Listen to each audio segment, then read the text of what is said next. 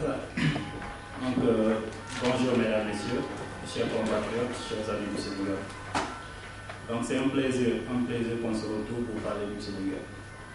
Et donc en vous disant merci, je dis en même temps Nyokobok parce qu'on est venu pour le Sénégal, on n'est pas venu pour une personne. Et je pense que lorsque des citoyens se retrouvent pour parler de leur pays, il n'y a pas plus noble que ça. Parce que je pense que c'est un acte citoyen fort, c'est un symbole de patriotisme. Et donc, on est là pour parler du Sénégal, pour chercher ensemble des solutions. Parce que chaque Sénégalais rêverait que le Sénégal soit un pays, je ne dirais même pas émergent, mais un pays riche. Parce que si le Sénégal était comme la France, on ne serait même pas dans cette envie. On serait chez nous. Et donc, c'est pour que ce Sénégal-là soit comme celui dans lequel nous sommes aujourd'hui que nous parlons de ce Sénégal. Mais avant d'introduire le débat, donc la présentation sur mon ouvrage, j'aimerais quand même remercier aussi mon frère Pape, parce que Maître Pape Diopou, c'est grâce à lui aussi que nous avons eu cet enfant.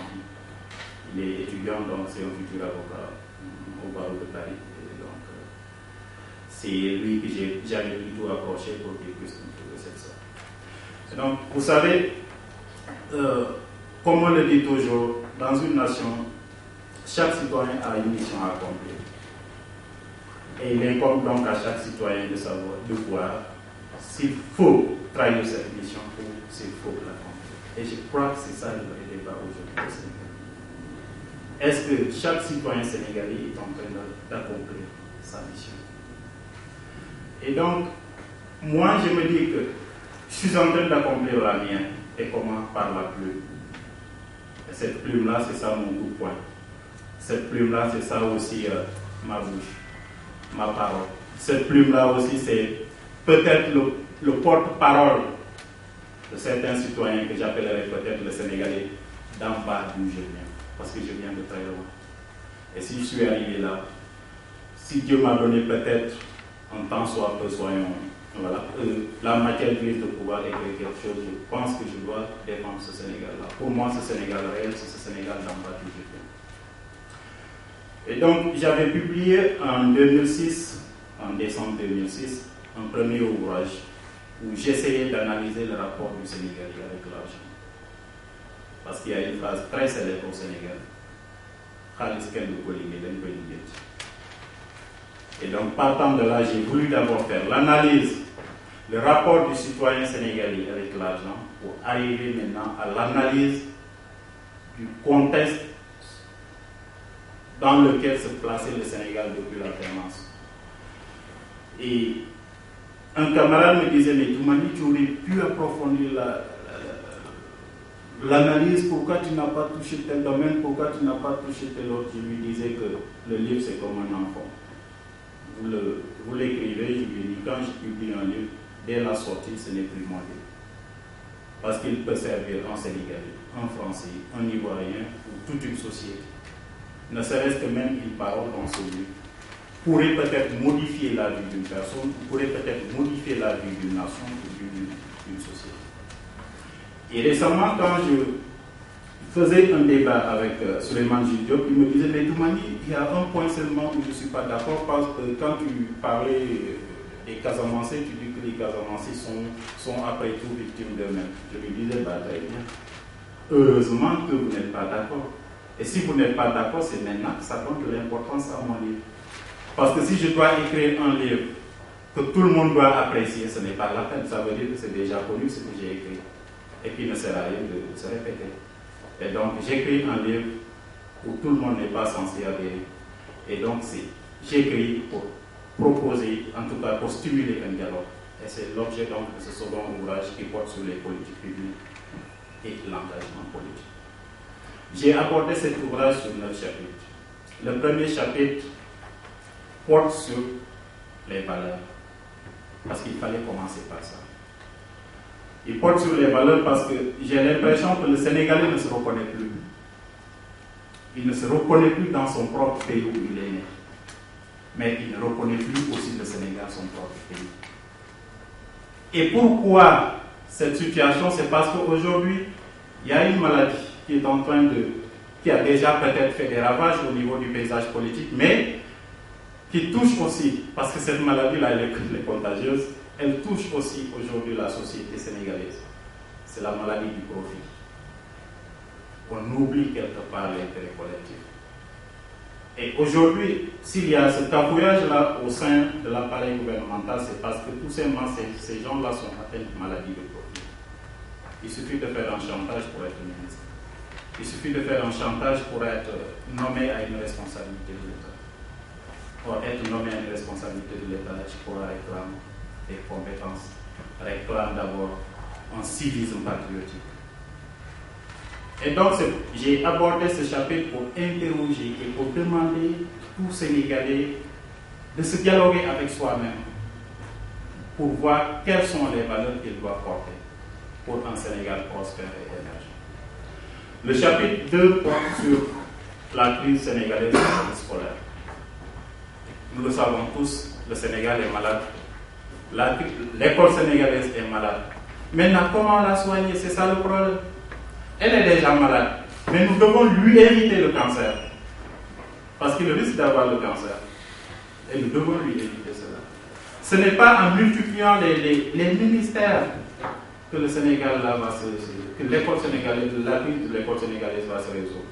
Nous avons à peine 4 ou 5 ministères qui s'occupent de l'éducation. Et ça ne peut que créer de l'incohérence dans la mission de ces ministères. Ce n'est pas aussi l'efficacité de l'école, ce n'est pas non plus la multiplication des lycées, des collèges, des universités régionales. Ce n'est pas la quantité d'institutions scolaires en tant que telles qui importe, mais plutôt la qualité des produits que forment ces institutions-là. Le rôle de l'école, c'est de former un citoyen non seulement capable de se comprendre, mais capable de comprendre le monde dans lequel il vit. Parce que quand j'écoutais un jour le ministre de l'Éducation qui disait que l'ambition du Sénégal, c'est que les enfants, tout enfant puisse atteindre le niveau minimum du CM2. Je me suis dit, quelle bêtise. Quelle bêtise, tout simplement. Je me demande quelle est aujourd'hui la capacité intellectuelle d'un élève du CM2 au Sénégal de comprendre ce monde. Est-ce qu'aujourd'hui, la scolarisation, c'est simplement savoir lire et écrire? Non. Mais c'est de savoir décrypter ce qu'on lit. Un élève qui va même jusqu'en classe de 3e et qui ne sait même pas lire un article de presse et le commenter, je crois qu'il rate fondamentalement quelque chose d'essentiel. Et donc, il faut aujourd'hui aussi, et c'est l'un des problèmes du Sénégal, la réévaluation de nos enseignants. Parce qu'aujourd'hui, pour être enseignant, il faut juste avoir 150 à 200 000 francs. 50 000 francs pour acheter le brevet et 150 000 pour mouiller la barbe d'un inspecteur. Et c'est ça le problème aujourd'hui de ce Sénégal. Comment un élève, un enseignant qui n'a même pas le niveau de 4e scolaire peut apporter quelque chose à un enfant? Or, la formation réside là parce que le plus important, c'est la formation de base. Et lorsqu'on rate cette formation de base, on rate l'essentiel. Et donc, c'est pourquoi je préconise qu'il faut réévaluer les enseignements scolaires pour adapter l'école sénégalaise aux exigences du monde moderne et du marché de l'emploi national et international. Il faut multiplier aussi des lycées professionnels dans les régions. Il faut créer des filières professionnelles attrayantes. Il faut renforcer, voire exiger un partenariat université-entreprise pour permettre aux étudiants d'allier la théorie à la pratique. Mais aussi, il faut renforcer l'éducation civique et morale dans les écoles primaires et même au collège pour inculquer aux jeunes un solide civisme patriotique. Et donc, le chapitre 3 aborde la question de la dette extérieure, son impact et ses enjeux sur la vie publique. Parce que les Sénégalais crient qu'il y a trop de dépenses, que le gouvernement dépense sans compter. Mais ils ne se posent pas la question de savoir d'où vient cet argent et qui paye cet argent. Cet argent, on l'emprunte. La Banque mondiale, le FMI ou l'UEMOA ne peut pas offrir des milliards au Sénégal. Encore moins les princes saoudiens ou de Dubaï ne donnerons pas des milliards aux Sénégalais en leur disant bah, écoutez, construisez vos routes, construisez des hôtels pour accueillir les étrangers lors de du sommet de l'OCI, et puis voilà, on vous offre ces centaines de milliards. C'est impossible. C'est l'argent de la dette. Cette dette, elle est intérieure, elle est extérieure. Et c'est le contribuable sénégalais qui le paye. Aujourd'hui, il y a une flambée, c'est vrai. Une flambée des prix des matières des denrées de première nécessité. C'est vrai, on donne tout le tort au baril de pétrole. Mais il n'y a pas que le baril de pétrole. C'est parce que quelque part, tout simplement, nous avons trop de dettes et il faut les payer. Je ne pense pas que quelqu'un a une fois entendu parler des émeutes de la faim en Guinée-Bissau. Et pourtant, la Guinée-Bissau aujourd'hui, en Gambie, le sucre coûte moins cher qu'au Sénégal. Le riz coûte moins cher qu'au Sénégal. Et pourquoi cela? Nous devons nous poser cette question. Le Sénégalais doit refuser chaque fois que le gouvernement, comme je l'ai dit tantôt, par exemple, quand le président Abdoulaye Wade offre 1 milliard en citoyen, et que ce citoyen l'accepte, il a commis plus de délits que le président lui-même, parce que le corrupteur a sa grande part de responsabilité. Et c'est pourquoi il faut faire comprendre aux Sénégalais que l'argent du pays, ce n'est pas seulement les ressources propres du pays. Il y a une grande partie qui provient de la dette publique. Cette dette, elle est soit extérieure ou intérieure, et que c'est le contribuable qui doit le payer. Dans le chapitre 4, il est question de solidarité interrégionale. Je le dis parce que je ne pense pas qu'un seul pays peut se dispenser de l'autre en Afrique. Le Sénégal travaille de son côté, la Gambie travaille de son côté, la Guinée-Bissau travaille de son côté, la Guinée-Conakry travaille de son côté, le Mali, le Burkina, et on pense qu'on va s'en sortir. Non. Et je donne l'exemple de Planboana. Le Sénégal à lui seul ne peut pas sortir, ne peut pas en tout cas atteindre l'autosuffisance alimentaire, à mon avis, s'il ne collabore pas avec certaines régions. En Guinée-Bissau, il pleut déjà depuis très longtemps. Le maïs a déjà poussé en Guinée-Conakry depuis très longtemps. Donc, il faut que nos États essayent de réfléchir sur cette coopération interrégionale. Pourquoi aujourd'hui, déjà, vouloir former un gouvernement africain, à quoi ça sert? Alors que le Sénégalais lambda, parce que ce vrai Sénégalais, c'est celui qui habite dans la campagne. Le Gambien lambda, le Bissau-Guinéen lambda ne sait même pas que l'unité africaine, l'Union africaine est en train de se former. Donc il faut d'abord sensibiliser les Africains, les citoyens.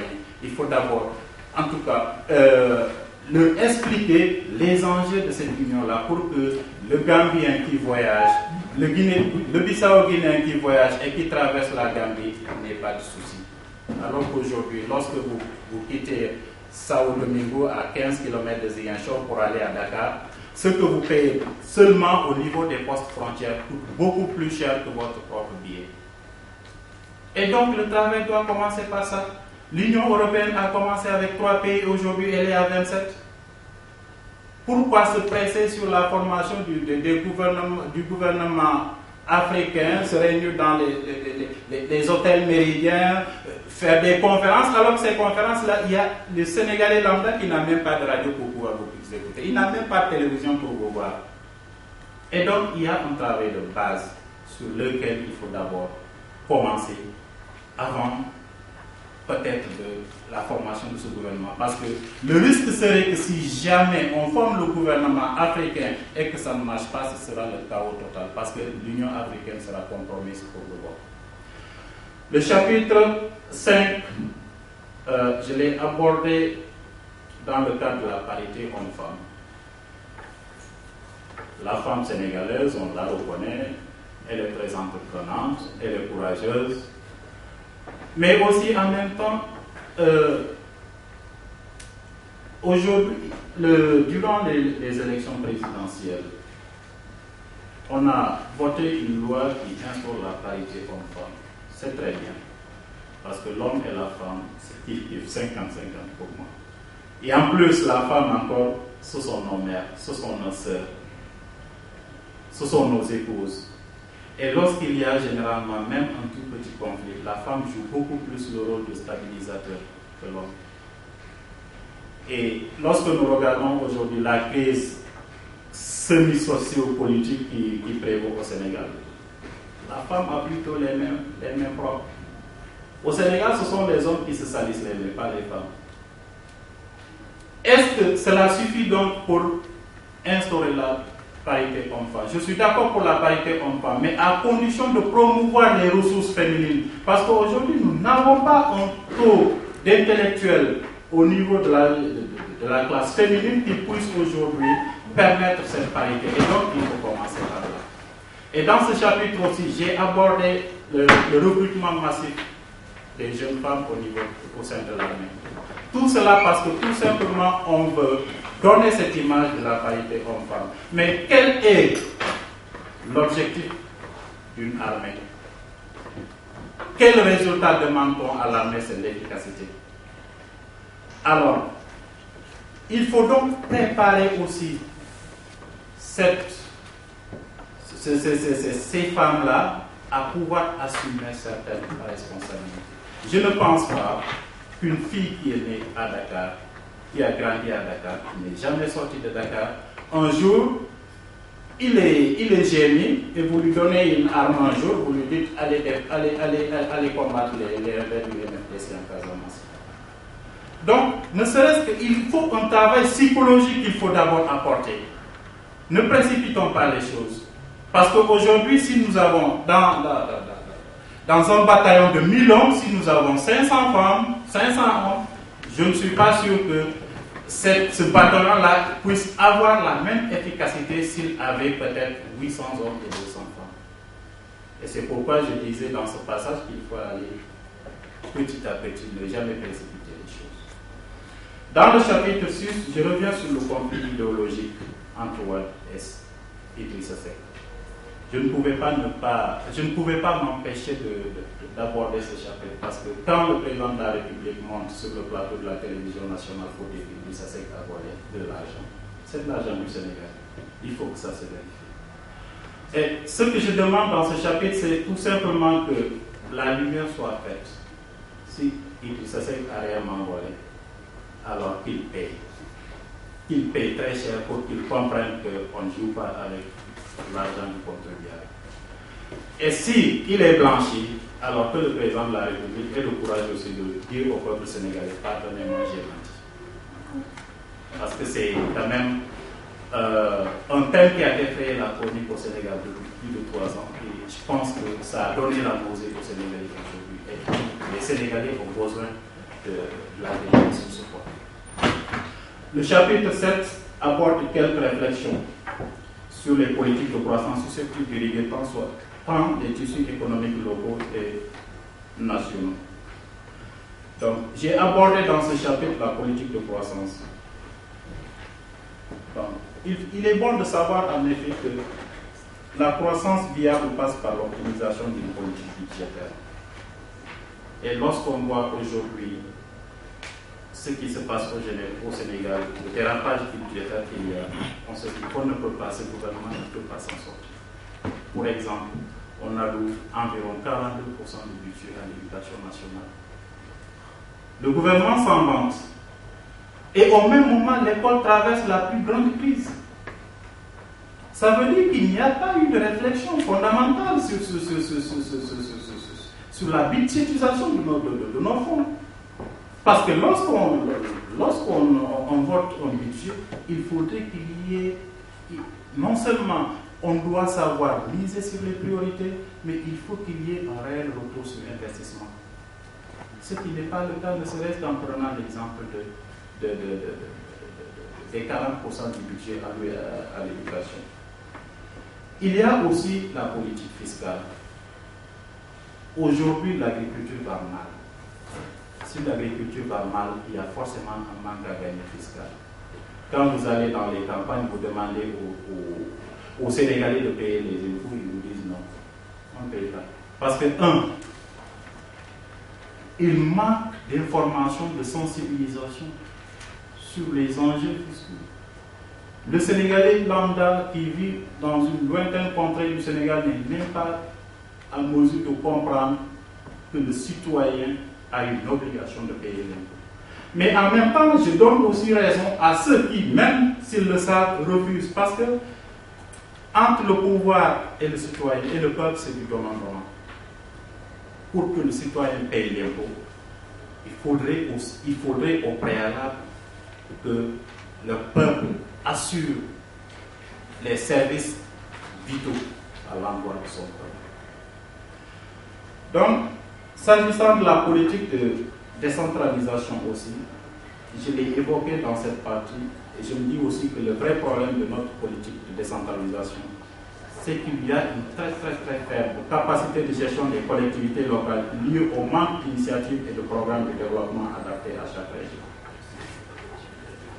Donc, on confond souvent décentralisation et régionalisation, alors que c'est deux concepts différents. La décentralisation, c'est plutôt dans le cadre du renforcement des capacités, des pouvoirs locaux. Parce que le pouvoir central, comme on le dit, chaque individu est le meilleur expert de ce qu'il vit. Le président Ouad, ou le premier ministre Soumaré, ou je ne sais qui, ne peut pas savoir ce que l'habitant de Podor ressent, les besoins fondamentaux qu'il lui faut, ce que veut vraiment le Casamance. Et c'est là où réside en fait l'utilité du pouvoir décentralisé. C'est de permettre en fait aux pouvoirs locaux de miser sur les priorités en fonction des potentialités macroéconomiques, mais aussi sociales existantes au niveau de ces localités. Et là, en ce moment, le pouvoir central n'est qu'un superviseur. Il n'est qu'un superviseur, mais tout le travail doit être fait au niveau des pouvoirs locaux. Et malheureusement, c'est au niveau de ces pouvoirs locaux, comme je l'ai dit tout à l'heure, il y a un manque d'initiative et de programme. Et en même temps, il y a aussi une politisation du phénomène parce qu'on ne met pas les hommes qu'il faut à la place qu'il faut. Dans la partie urbanisation, toujours dans ce chapitre, aujourd'hui, c'est aussi un des thèmes qui fait tabac au Sénégal. Les infrastructures, on en parle. Mais on ne se demande pas quel impact économique sur le tissu économique national ont ces infrastructures qui ont été construites par l'État. Je ne pense pas qu'un tunnel de 300 mètres qui a coûté 10 milliards environ puisse jouer sur, en tout cas, la vie économique, non seulement du Sénégal, mais du Sénégal. Et il faut donc revoir ça parce que la politique d'urbanisation, ce n'est pas la politique d'embellissement. Il ne sert à rien d'embellir la capitale de Dakar alors qu'il y a des urgences ailleurs. Alors que le problème du Dakarois, c'est d'abord trouver de quoi mettre sous la dent. À quoi bon de construire une route qui, peut-être économiquement, n'a pas un impact sur la vie économique nationale, et qui de plus, peut-être, cette route-là, à travers cette route-là, il y a que des talibés, des citoyens démunis qui la parcourent, espérant peut-être qu'à partir de là, ils trouveront un Sénégalais mieux nanti qui pourra leur donner de quoi payer la bouffe pour la famille.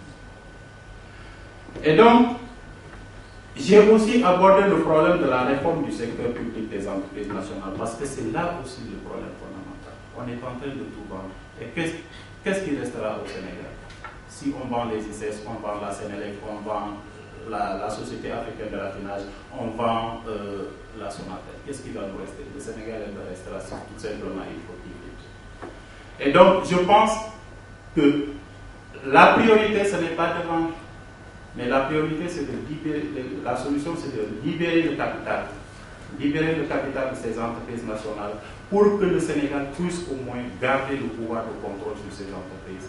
Et l'avantage serait que, en gardant non seulement il garde le pouvoir de contrôle, non seulement il y a un retour efficace sur la fiscalité, mais aussi ça va créer forcément des emplois. Parce que si une nation, un pays, quoi qu'il puisse être, n'a pas d'entreprise nationale, je ne vois pas comment ce pays-là peut s'en sortir.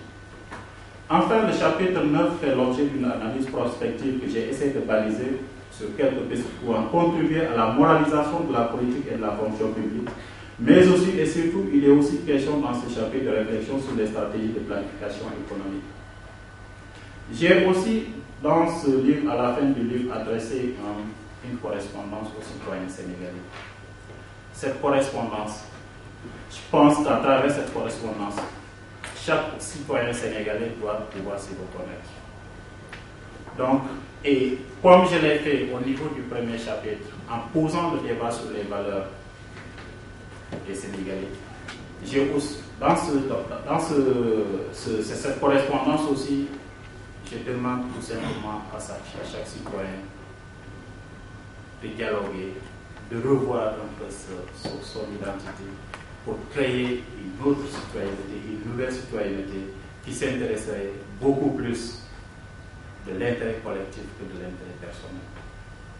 Et enfin, j'ai terminé mon ouvrage par l'épilogue, où je pose la question de savoir est-ce qu'il faut aujourd'hui laisser le Sénégal aux hommes politiques? Et en ce qui me concerne, je disais non. Et je pense aussi, sans doute, en ce qui vous concerne, vous direz non. Et vous dites non, c'est parce que c'est pour cette raison d'ailleurs que vous êtes là.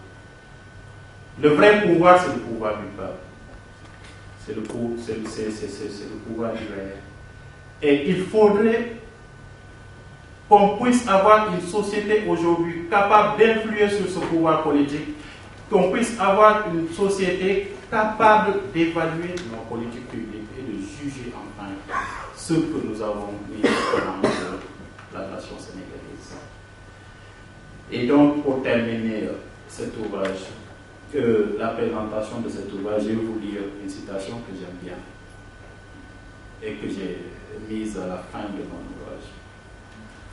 C'est une citation de David Brauer qui disait « Prenons les 6 journées de la Genèse comme image pour imaginer ce qui, en fait, s'est passé en 4 milliards d'années. Une journée égale environ 660 millions d'années. Notre planète est née le lundi à 0 heure. Lundi, mardi et mercredi jusqu'à midi, la Terre se forme. La vie commence mercredi midi et se développe dans toute sa beauté organique pendant les 3 jours suivants. Samedi à 4 heures de l'après-midi seulement, les grands reptiles apparaissent. 5 heures plus tard, à 9 heures du soir, lorsque les séquoias sortent de terre, les grands reptiles disparaissent. L'homme n'apparaît qu'à minuit moins 3 minutes samedi soir. À un quart de seconde avant minuit, le Christ naît. En 40e de seconde avant minuit commence la révolution industrielle. Il est maintenant minuit, samedi soir. Et nous sommes entourés de gens qui croient que ce qu'ils font depuis un 40e de seconde peut durer indéfiniment. Juste pour dire que le pouvoir s'endort sur les lauréats du web en croyant qu'il est le seul capable de sortir le Sénégal des ténèbres dans lesquelles il est plongé. Non. Ce sont tous les Sénégalais qui doivent sortir le Sénégal de cette eau boueuse dans laquelle il est plongé. Sans un débat franc et sincère sur les orientations politiques et stratégiques, en ne donnant pas la parole aux citoyens, en prenant la place du citoyen pour lui imposer la théorie de l'autosatisfaction, eh bien, hélas, je pense que le progrès du Sénégal n'est pas problème. Et donc, je vous remercie de votre attention, mesdames, messieurs. Merci beaucoup, je pense qu'on peut retenir de ce que vous avez dit quelques éléments saillants, à savoir l'importance de l'implication des citoyens dans la mise en place et la construction de nos ressources financières. Vous avez aussi apporté un élément important en nous parlant de l'importance d'avoir une vision, une cohérence lorsqu'on cherche à affecter les ressources publiques. Je pense que nous apprécions beaucoup ces différents éléments-là. Et donc, toujours pour faire le parallèle, je passe la parole au professeur Aaron